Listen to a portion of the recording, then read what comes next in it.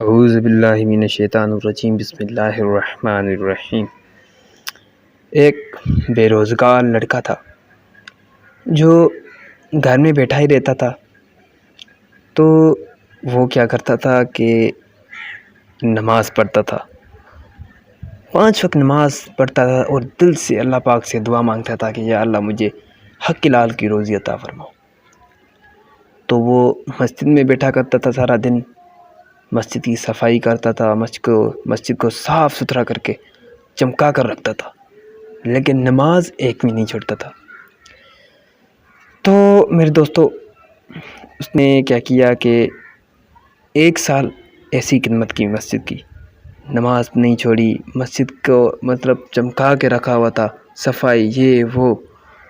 تو 1 سال جب گزرا تو اس نے پولیس میں جو ہے فارم فل کروایا اور اس نے اپلائی کیا، تو وہ پہلی ہی فرصت میں اس کو پولیس کی جو ہے جاب مل گئی۔ لیکن کیا ہوا، وہ اب نماز جو ہے وہ نہیں پڑھتا، نہیں مسجد میں آتا ہے۔ تو میرے دوستوں بزرگوں، تو یہ کام غلط ہے، کیونکہ ہمیں جب لالچ ہوتی ہے تو پھر ہی ہم اللہ پاک کو یاد کرتے ہیں، ویسے ہم نہیں کرتے۔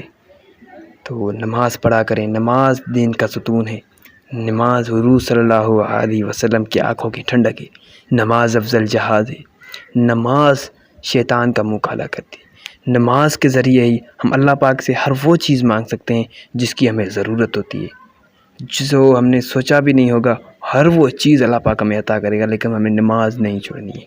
تو آج یہ جو میرا بیان آپ نے سنا ہے، تو مجھ سے یہ آپ وعدہ کر لو کہ نماز آپ کبھی نہیں چھوڑو گے، آپ خود بھی نماز پڑھو گے، دوسروں کو بھی نماز کی دعوت دو گے، آپ خود بھی اچھے بنو گے، دوسروں کو بھی اچھے کام سکھاؤ گے۔